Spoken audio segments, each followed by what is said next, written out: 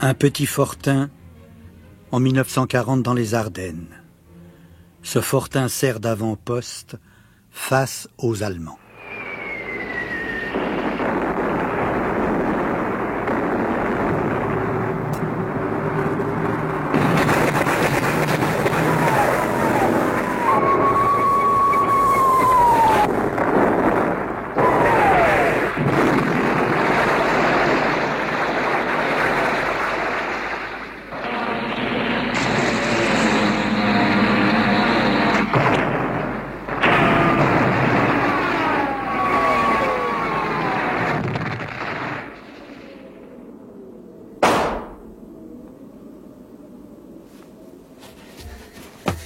Caporal! Ce coup de feu, ça vient d'où? Sergent, c'était très proche. Et en tout cas, c'est sûr que ça vient pas des lignes allemandes. Parce que j'en arrive. Même qui s'active, comme si Hitler en personne les pressait à la manœuvre. Je sais. J'allais justement à votre rencontre. Ça avait été long et... Avouez-moi-en. J'étais parti chercher du bois mort, sergent, le feu allait s'éteindre. C'est quoi cette détonation? Justement, le caporal et moi, on se le demandait.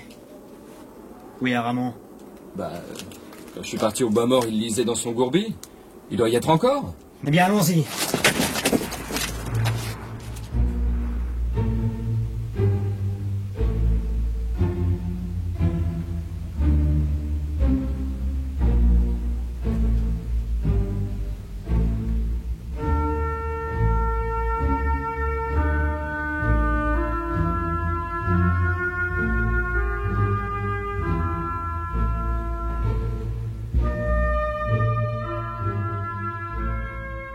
Les trois hommes progressent dans le bois, à la recherche de leur camarade Aramon.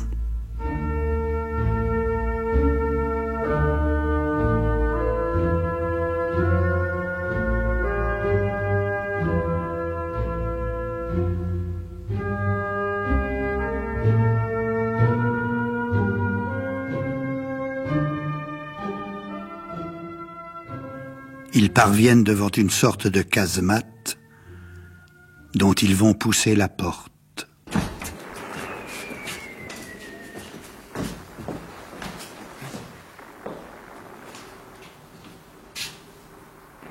C'est pas vrai. Oh non. C'est pas possible. Trop tard. Il est mort. On n'avait pas besoin d'un pépin pareil. Sergent, il s'est suicidé, Ramon? Caporal, votre avis? C'est sûr. C'est pas une patrouille allemande qui est arrivée jusqu'ici. Rien que pour tuer le deuxième classe à Ramon. Regardez. On n'a rien touché.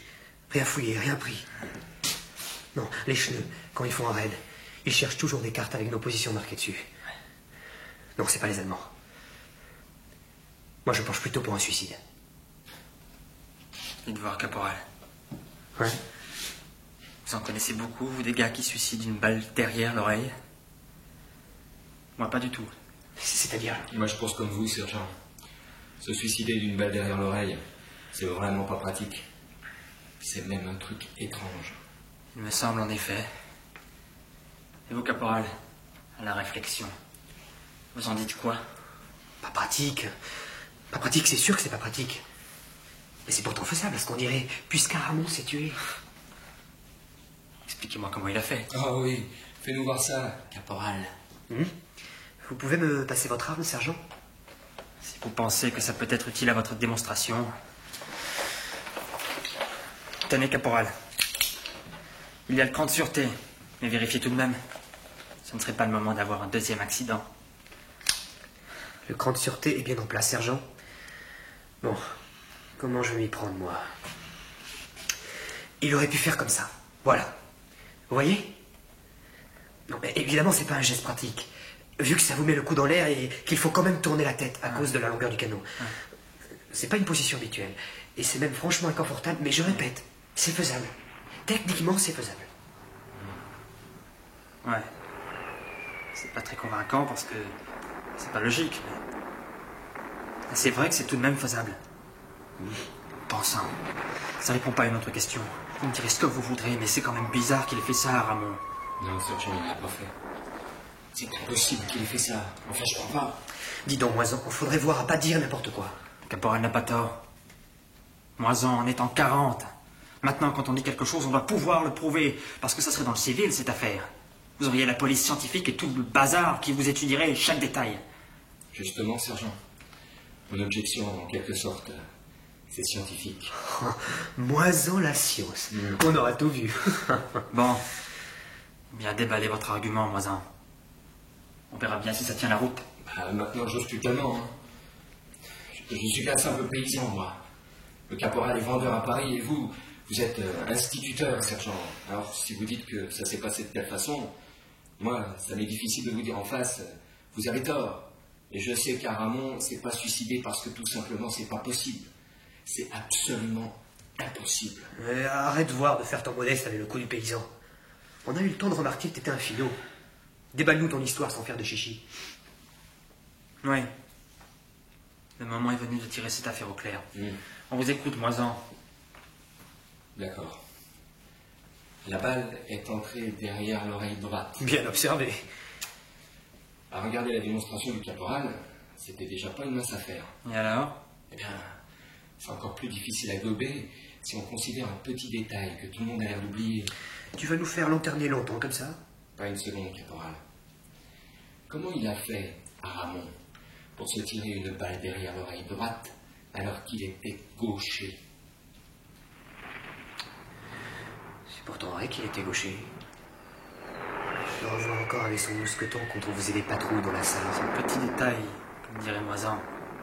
J'ai l'impression qu'il va nous compliquer singulièrement la vie. Caporal, vous vous en ressentez pour nous faire une nouvelle démonstration?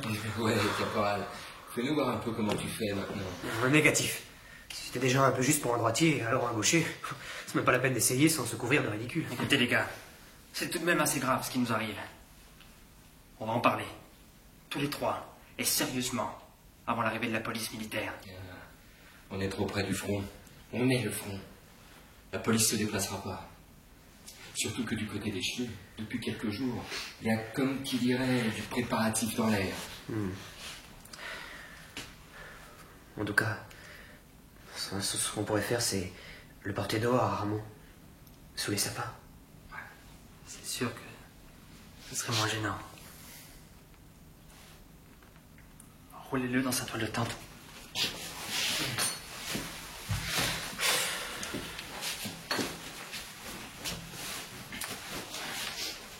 Bon. Je le prends au pied avec le caporal. Moisan. Ouais. Vous le prenez de l'autre côté.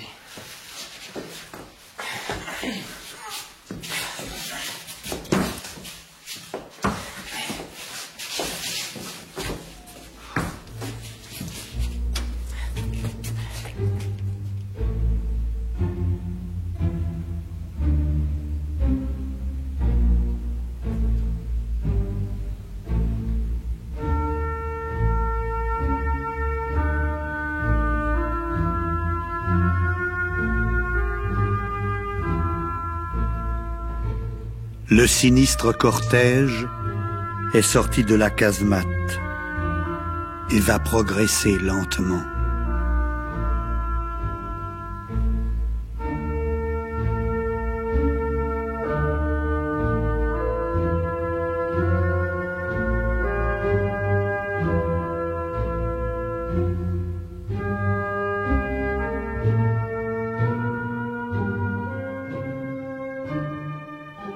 La charge est lourde dans les bois. Une petite clairière, sous des sapins, sera bientôt atteinte.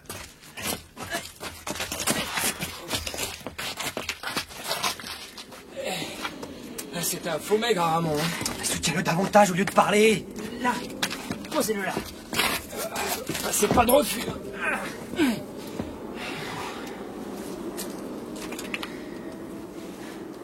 Bon. On rentre.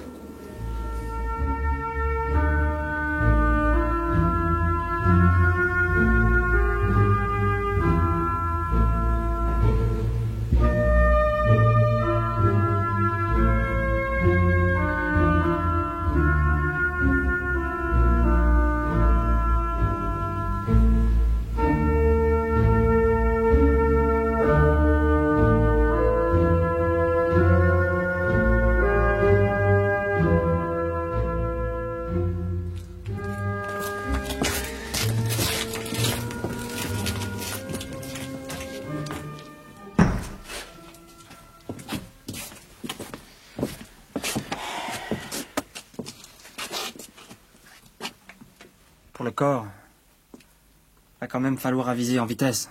On est en mai. Ah oui. L'été, faut mieux pas faire traîner.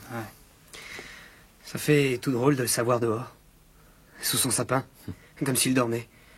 Alors que cet après-midi encore, il plaisantait sur le discours de Paul Reynaud. Eh ben, il avait tort. Malgré le respect qu'on doit aux morts, moi je dis que quand on est un pays en guerre, il faut respecter les dirigeants. Moison, t'es un légaliste. Oh. Non, mais qu'est-ce que vous en dites, sergent? J'ai pas tellement envie de parler de nos dirigeants, mais si vous voulez mon avis, je trouve que limoger Daladier en pleine guerre avec les chleux qui rigolent en face, ça fait pas très sérieux. M'étonnerait pas que Gamelin soit limogé à son tour. Oh. Les présidents du conseil et les généralissimes, ça marche par paire comme les... Vous m'avez compris, hein?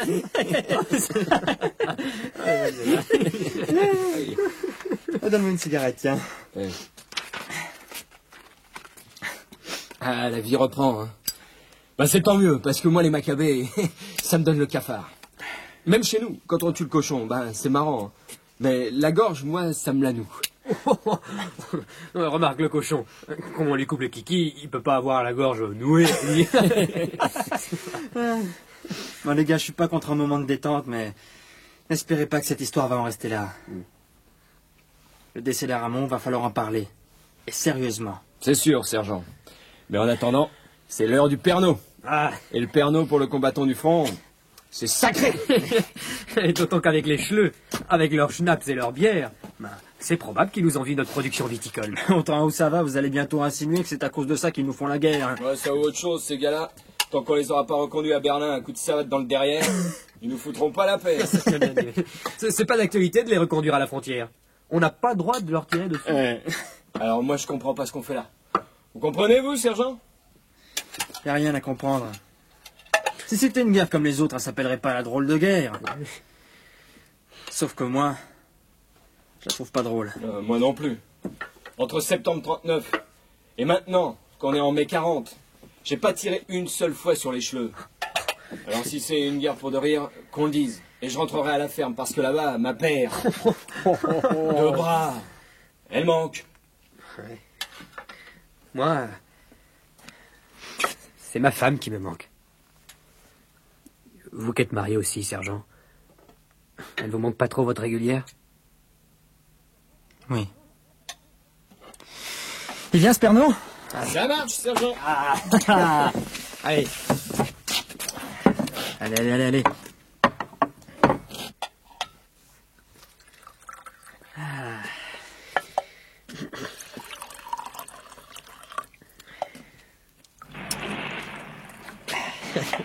Allez, sans direct.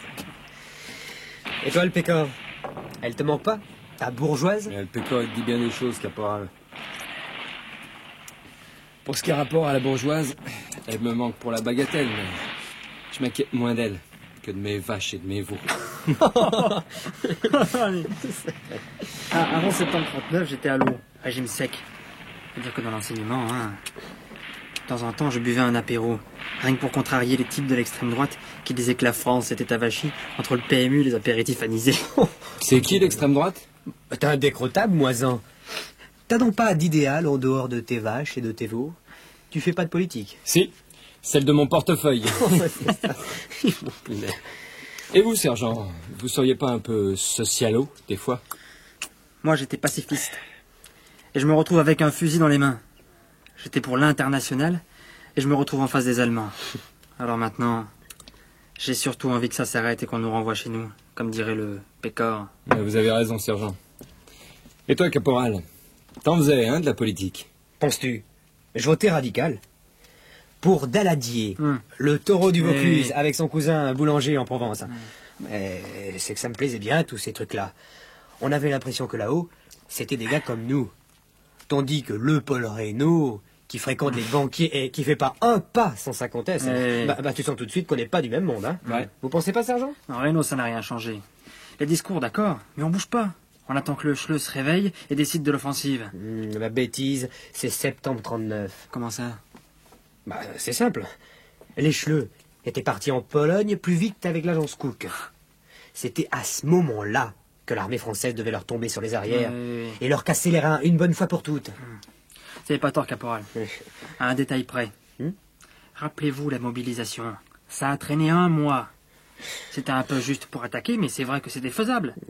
Enfin, ça aurait valu le coup d'essayer. Et puis ça serait fini. Et je m'occuperai de ma ferme. Et moi de ma femme. Non, parce qu'il faut dire que les Ardennes, question paysage, c'est pas tellement varié.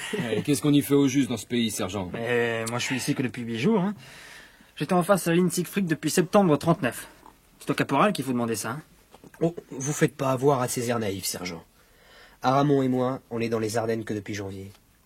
C'est Moisan qui est ici depuis le début. Je dis pas le contraire. Ce que je comprends pas, c'est ce qu'on fait ici d'un point de vue, comme qui dirait, stratégique. Oh là là, il va finir diplômé de l'école de guerre. Au moins. Déjà qu'il était généralissime de ses vaches, il va encore prendre du galon. Vous pouvez vous marrer. Ça retire rien à ma question. Qu'est-ce qu'on fait en face d'une forêt que tout le monde dit infranchissable? Vous la trouvez idiote, ma question? Non, pas tant que ça. Sergent, vous avez une idée là-dessus? Je suis comme vous, les gars. Qu'est-ce que c'est un sergent? Vous êtes aussi instituteur, donc vous avez de l'instruction? Il a pas tort. La ligne Maginot s'arrête avant la Belgique. Les Ardennes, c'est une forêt infranchissable. Nos meilleures unités sont en face de la Belgique. Voilà le tableau général. Mais encore une fois, c'est un simple avis. Le tableau général, c'est une chose, sergent. Mais pour nous autres, est-ce qu'il n'y aurait pas un tableau particulier? Si, bien sûr. Mais il n'est pas très flatteur, je vous préviens tout de suite. C'est pas vraiment rapport à la flatterie, sergent. C'est qu'on voudrait bien comprendre ce qu'on fait ici, nous autres. Ouais, même si notre amour-propre de combattant d'élite doit en prendre un coup. Combattant d'élite. Moi, je dirais plutôt combattant des litres. Tiens, il fait de l'humour, le pécor. Va falloir sortir les parapluies. Ah, si vous tenez vraiment à savoir, les armées françaises de choc sont face à la Belgique. Nous, on n'a même pas les compétences pour la ligne Maginot. Alors disons que, sans être des rebuts, ici, dans les Ardennes, c'est un peu des armées de deuxième zone. Au moins, c'est à l'avantage qu'ils ne nous demanderont pas des exploits. Hein. Ça, c'est loin d'être sûr. Parce que les chleux, est-ce qu'on a seulement pensé à les prévenir que c'est pas nous qu'il fallait attaquer, mais les armées de choc? Hein? Qui est-ce qui a été leur faire la commission? Une supposition. Qui nous tombe dessus, en pleine ignorance, en pleine bévue historique, et qu'ils se mettent à nager dans le malentendu stratégique. Qu'est-ce qui va en prendre plein la poire? Ça sera pas Paul Reynaud, ni Gamelin. À vous entendre, caporal, le pronostic est plutôt sombre. C'est votre reconnaissance de tout à l'heure ou c'est le soir qui tombe? Vous savez, sergent, ma reconnaissance, c'est exactement comme la vôtre. Celle du Pécor ou d'Aramon. Les chleux massent des centaines de chars, des milliers d'hommes, de l'artillerie, et ça fait des jours que ça dure, leur petit manège. Et ça fait des jours que le sergent transmet à l'état-major en pure perte. Mais qu'est-ce qu'on doit en penser, sergent? Mais enfin, c'est pas possible. On n'est pas la seule patrouille. Il y a les reconnaissances aériennes. Non, ils le savent forcément, ceux de l'état-major. Mais dites, vous devez quand même savoir ça, sergent. Mais vous êtes marrant à la fin. Vous croyez que j'ai un frangin à l'état-major ou quoi? Je n'ai aucune information. Vous avez peut-être un avis personnel sur la question. C'est votre impression qu'on voudrait. Franchement, les gars, je sais pas. Non. Je suis devenu sergent parce que je voulais échapper aux corvées, mais j'ai eu aucun cours sur la stratégie. J'ai bien une idée qui me vient depuis quelques jours, mais franchement, c'est pas tellement rassurant. Dites quand même. À force de croire que les Allemands ne peuvent pas attaquer en passant par les Ardennes, peut-être que notre état-major finit par bloquer. Bloqué? Et par refuser tout ce qui ne va pas dans le sens de ce qu'il imagine. Cigarette.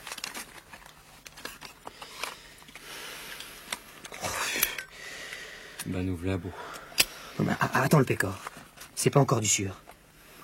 Si ça se trouve, les concentrations de chleux, c'est parce qu'ils ont eu des informations comme quoi c'est nous qui allons traverser les Ardennes pour les attaquer.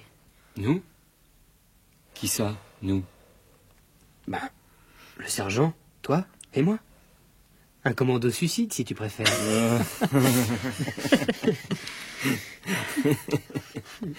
Mon cochon. Une seconde, tu m'as fait peur. Remarque, on est soldats.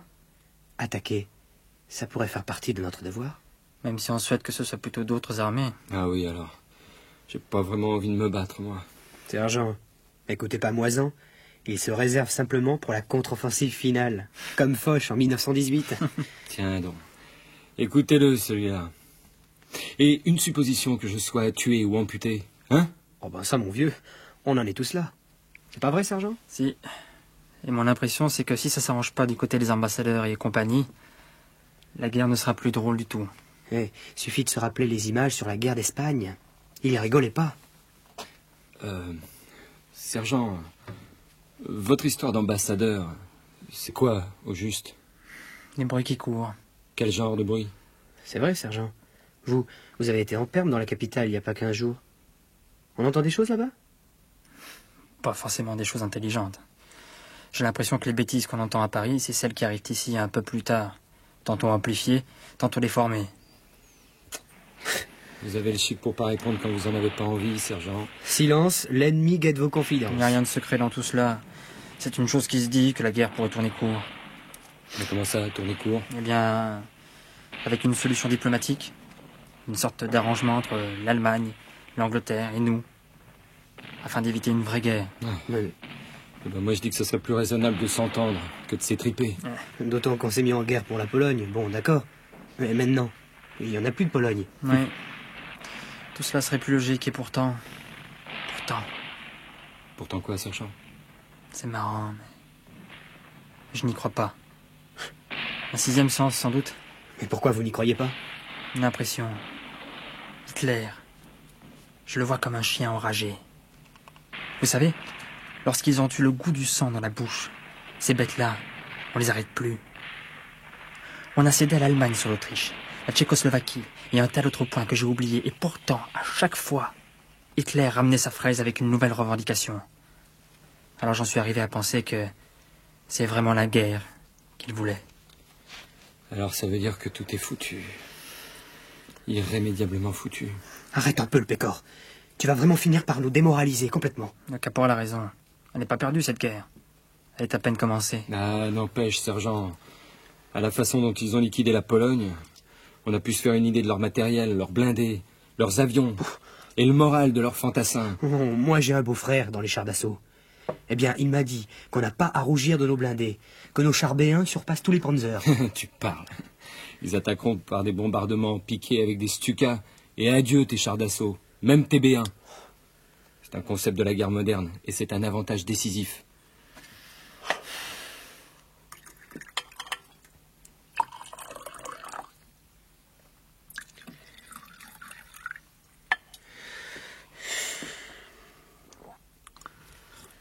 Ben, dis donc. Tu en connais un bout sur les avions et tout le bazar. Ils sont instruits, les Creusois. Pour tout dire, Moisan, j'avoue moi aussi que votre niveau d'information en matière de guerre moderne dépasse très largement le mien et qu'il ne laisse pas de m'étonner. Enfin, pas du tout. C'est rien ce que je dis. C'est pas rien, puisque tu l'as dit. Vous n'avez rien à répondre, Moisan? Mais non. Qu'est-ce que vous voulez que je vous dise? Pour commencer, vous me restituez mon grade de sergent lorsque vous vous adressez à moi. À vos ordres, sergent. Il a dit ça à la prussienne. Moisan, d'où tirez-vous cette instruction militaire? Ça, il n'a pas bûché les cours de l'école de guerre dans notre fortin. J'aimerais que Moisan réponde à mes questions. C'est rapport à la fois où je suis allé chercher les chargeurs de FM à l'arrière. Tu as mis le temps, mon salaud. Continuez. Il y avait 2 officiers qui discutaient, comme j'ai dit. Ça m'a bluffé. J'ai retenu les phrases par cœur pour vous étonner, c'est tout. Ah, tu vois, t'es comme Hitler. Toi aussi, faut que tu ramènes ta fraise. Plutôt défaitistes, vos officiers. Si c'est de cette façon-là qu'ils envisagent les combats, on est plutôt mal partis. Oh, vous savez, sergent, j'y suis pour rien, moi. Hein. Ils auraient dit autre chose, je l'aurais répété à leur manière à eux. C'est bon, n'en parlons plus. Ah. Eh j'aime mieux ça. Le fait est, quand même, sergent, que quand vous voulez montrer votre autorité, faut dire que vous êtes plutôt sec. Vous savez les faire sentir, vos galons. À un moment, je vous reconnaissais plus. C'est toutes ces histoires d'espions et de 5e colonne. On raconte qu'en Belgique, une fausse bergère aurait tué un général de division, et un faux petit ramoneur aurait abattu un as du contre-espionnage anglais. Hein? Je sais qu'il y a de fortes chances pour qu'il s'agisse de bobards, mais malgré tout, on n'y peut rien. Ça rend méfiant. Sauf que le contrôle de notre fortin, Il n'y a pas beaucoup d'influence pour la suite de la guerre, hein. Bah, très bien, dans ce cas-là, on plaque tout et on rentre chez nous. Ne blaguez pas avec l'importance du fortin. Parce que ça, c'est encore autre chose. Pourquoi vous ne parlez pas sérieusement, sergent? Ah oui, pour une fois, je suis d'accord avec Moison. Qu'est-ce que c'est que ce fortin? Un tas de rondins, 3 fusils, un FM et quelques grenades? Non, franchement, les cheleux ont sûrement autre chose à penser. Vous n'y êtes pas. Lorsqu'il m'a donné le commandement de ce poste avancé, le capitaine a été très clair. Et croyez-moi, notre capitaine, c'est quelqu'un de bien. Moi, je le trouve tout de même un peu pet sec, hein. Oui, genre jugulaire. Le règlement, rien que le règlement. Non, pas d'accord. Oh, vous m'étonnez, sergent. Bah, c'est vrai, comme sous-off, vous êtes plutôt coulant. Ça n'a rien à voir. Oh, qu'est-ce que vous lui trouvez de si formidable au capitaine? Il vous a refilé une perme pour que vous liez comme ça à la bonne? Qu'il soit à cheval sur la discipline, on peut le comprendre. C'est un militaire de carrière, après tout. Je ne sais pas comment s'y prennent les Allemands, mais chez nous, la soi-disant drôle de guerre, ça a fait des ravages de toutes sortes. Pour la plupart, nous sommes des réservistes. Et on le prendrait assez mal si l'on nous faisait marcher au pas dans des cours de caserne. Mais si demain il y a des vrais combats, comme on dirait qu'ils se déroulent en Belgique en ce moment, est-ce que nous serions capables de retrouver une discipline du jour au lendemain et de perdre toutes nos mauvaises habitudes? Vous avez pas tout à fait tort, sergent. Oui, au combat, une certaine discipline, c'est quand même nécessaire si l'on veut tenir le coup. Ou même simplement sauver sa peau. Parce que l'unité d'à côté n'est pas en train de plier bagages sans prévenir les copains. Il y a autre chose. Autre chose que la discipline? L'entraînement? Par exemple. Mais je pense qu'on exagère un peu sur le pinard. Oh non, sergent. Il ne reste que ça. Que ça, pourquoi? Ben, je sais pas, moi. Pour le moral. Pour tuer le temps. L'ennui. Le cafard. T'oublies tes vaches dans les vapeurs du pinard? Non. Parlons sérieusement, les gars. Ici, j'ai jamais vu personne ivre, mais tout de même, on s'assomme un peu. D'accord, histoire d'oublier qu'on est ici, que nos femmes sont à l'arrière. Je crois pouvoir dire que les doses sont un peu excessives, et que si les chleux attaquaient certains soirs, je ne sais pas trop ce qu'il y aurait au bout de nos lignes de mire. Nous, on reste dans certaines limites. Par contre, j'ai vu des unités où c'est carrément l'alcoolisme qui sévissait. Et ça, tout de même, c'est assez grave si jamais ça se met à péter très fort. Pourquoi il fait rien, le gouvernement, si c'est aussi grave? Le foyer du soldat, le théâtre aux armées, tout ça c'est pour combattre l'alcoolisme. Mais il faudrait pas oublier que les viticulteurs poussent à la roue sous prétexte d'efforts de guerre ou de patriotisme bien compris. Ah, ça m'écoeure, tiens. On a beau dire, il y aura toujours des profiteurs de guerre. C'est vrai que ça fait du monde, l'armée française. Combien est-ce qu'on est sous les drapeaux? Toute unité confondue? Toute l'armée, même les dépôts de l'arrière, ça doit bien faire 4 millions de bonhommes. Je dirais plutôt 5 ou 6 millions. Même à raison de 2 litres par bonhomme et par jour. Arrête! Le sergent va se souvenir qu'il est instituteur dans le civil, et il va nous demander de calculer le total avant de le convertir en hectolitres. N'empêche, j'aurais bien aimé en voir de près, moi, des griffetons allemands. Mais pourquoi faire, sergent? Je sais pas. Et regardez, jugez un peu de leur allure. Eh bien, messieurs, moi j'en ai vu de près. D'aussi près que je vous vois. J'en ai pas vu un, mais une bonne dizaine. Sans blague. Comme je vous le dis. Bah te fais pas prier, raconte.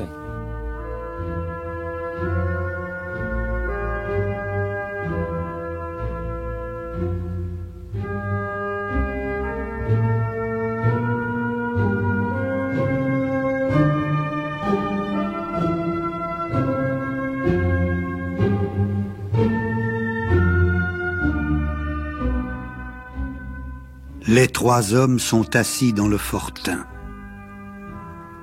Avant de parler, le caporal s'est servi un verre.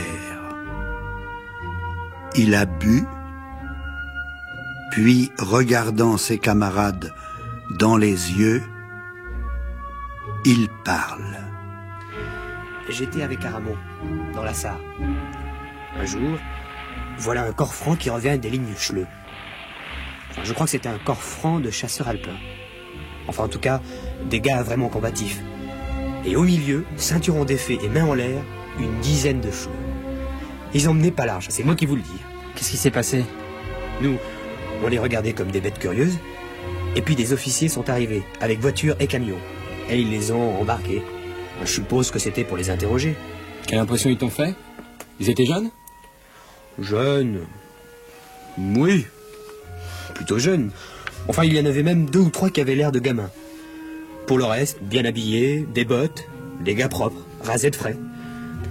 C'est vrai que le soldat allemand, il fait plus soigner que le soldat français, si c'est ce que vous voulez savoir. Enfin bon, qu'est-ce que je peux vous dire d'autre? Tiens, un gars du corps franc avait piqué le paquet de pipes d'un chleu. Eh bien, je peux vous dire que leur tabac, ça vaut pas le nôtre. C'est pas du chauvinisme, caporal? Oh non, non, non, sans rire. C'est un tabac plutôt fadasse. Pas de goût. T'as rien vu d'autre?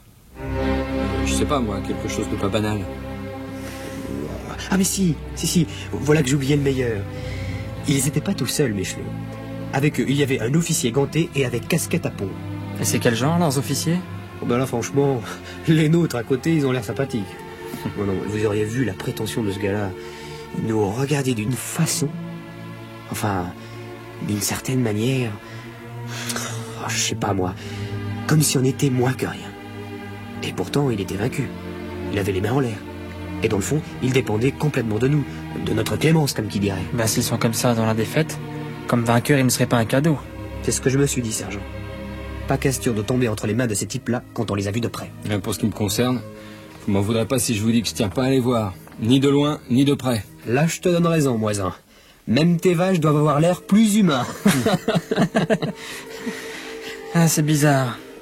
Moi, si j'étais fait prisonnier, j'ai l'impression que je ramènerais pas ma fraise, que j'essaierais de me faire tout petit, histoire qu'un maniaque se mette pas à me tirer dessus. Oui, mais vous êtes normal, sergent. L'officier Schleu, il avait des yeux de fou. Oh, t'exagères pas. Ah non, non, je te jure. Je me souviens parfaitement de son regard. C'est même de ça que je me souviens le mieux. Imagine, des yeux tout bleus, que tu dirais le pôle Nord. Aucun sentiment dans le regard et puis... enfin, comment vous dire ça? Le regard qui bouge pas. Ça a un nom, ça, sergent. Je crois qu'on appelle ça un regard extatique. Bah, c'était comme vous dites. D'ailleurs, il était temps que nos officiers arrivent avec les camions, parce qu'il y avait là un sergent d'artillerie. Oh là là! Lui, il avait pas le regard extatique. Un sergent de chez nous? Bah évidemment. Il s'est pas dégonflé. Il s'est avancé vers l'officier Schleu, et tu sentais que personne oserait l'arrêter. Et alors?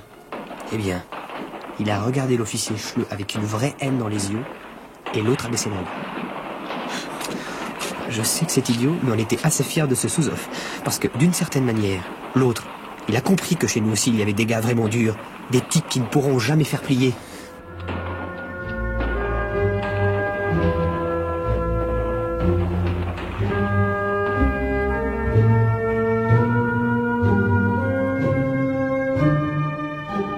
Vous avez raison, caporal.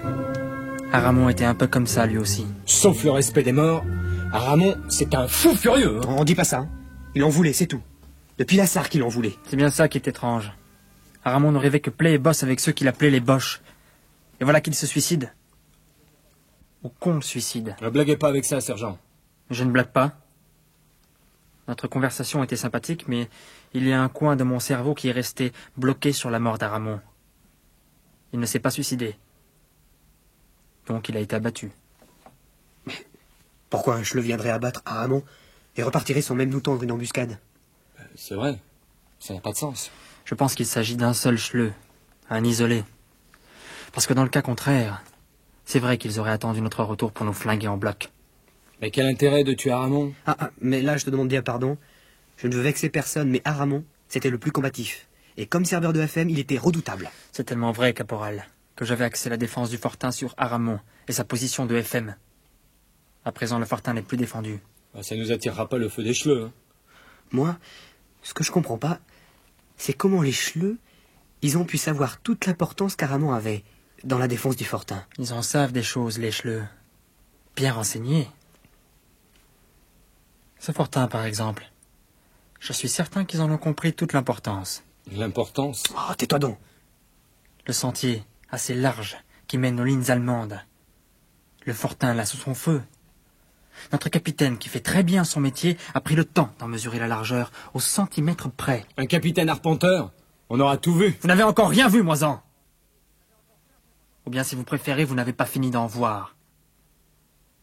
Mais j'aimerais qu'on me laisse terminer. Ferme-la à la fin. Donc, ayant mesuré la largeur du chemin, il s'est fait communiquer les caractéristiques des blindés allemands, et notamment leur largeur. Intéressant, n'est-ce pas? Je ne vous suis pas. Ça va venir, Moisan. Donc, comparant la largeur du chemin et la largeur des panzers, le capitaine s'est rendu compte que ces derniers pouvaient emprunter notre chemin. Hein? Oh, de justesse. Mais enfin, l'essentiel, comme on dit, c'est que ça passe. Vous suivez? Vous vous amusez à nous faire peur, sergent. C'est pas possible ce que vous dites. Tout le monde sait que la forêt des Ardennes est infranchissable. Nous sommes un certain nombre à savoir que tel n'est pas le cas. Il y a nous, le capitaine, et très probablement les Allemands. Mais cette découverte de notre capitaine, à qui l'a-t-il révélé? Ça vous intéresse, ça, hein, Moisan? Bien sûr. C'est normal que ça m'intéresse. Notre capitaine a fait rapport sur rapport. Il a même sauté la voie hiérarchique. Envoyé sa découverte au général Hunzinger, qui commande la région des Ardennes. À notre généralissime Gamelin. À Daladier, ministre de la guerre. Et alors? Au passage, il a intéressé quelques généraux. Il en a troublé d'autres. Mais le problème central, c'est que sa découverte se heurtait à un dogme. Les Ardennes sont infranchissables. Ben, et alors notre capitaine? Officier prometteur et consciencieux, mais indiscipliné, puisqu'il en avait pris à son aise avec la voie hiérarchique. Il a été muté, il y a 2 jours, dans un dépôt, à Montélimar. C'est pas possible. C'est plus que possible. C'est arrivé. Le malheur qui, comme vous le savez, n'arrive jamais seul, c'est que notre capitaine n'a pas été loin. Les freins de sa voiture ont lâché. Lui et son chauffeur ont été tués sur le coup. Ça serait pas un coup de la 5e colonne, ça, sergent? On pourrait demander à Moisan. À moi? Eh ben pourquoi? Qu'est-ce que j'en sais, moi? Le jour où le capitaine s'est tué, vous étiez là-bas. Vous savez, cette envie aussi urgente qu'incompréhensible d'aller à l'arrière pour y chercher des chargeurs de FM. Ah oui! Même que je te reprochais pas plus tard que tout à l'heure d'y avoir mis le temps. J'ai pas été si long que ça. Et puis quoi? On a le temps, non? Je crains que vous n'ayez plus beaucoup de temps, Moisan. Ou devrais-je dire Von Moisan? Cette arme braquée sur moi, c'est une plaisanterie? Mais sergent! Caporal, attachez-lui les mains derrière le dos. Mais je vais me plaindre! À Hitler? Je comprends pas. Vous parlez bizarrement de la Creuse et de la paysannerie française. Vous passez votre temps à démoraliser vos camarades. Vous allez en ville? Le capitaine a un accident. Vous restez dans le fortin? Notre serveur FM est assassiné. Vous allez avoir bien de la peine avec le tribunal militaire. Il faudra prouver vos dires. Oh, entre la mairie de votre village et vos amis d'école qui ne vous auront jamais vu, votre cas sera vite réglé, mon salaud. Alors t'as été assez vache pour tuer ce pauvre Aramon? Je sers mon pays à ma manière. Avec 12 balles dans la peau! Voilà l'armée allemande! Et par les Ardennes, cochons français! C'est vous qui êtes mes prisonniers!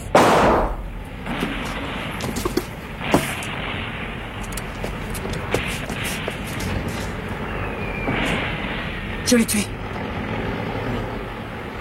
Il est mort. Qu'est-ce qu'on fait, sergent? Essayons au moins de résister. Je prends le FM. Et vous, les grenades.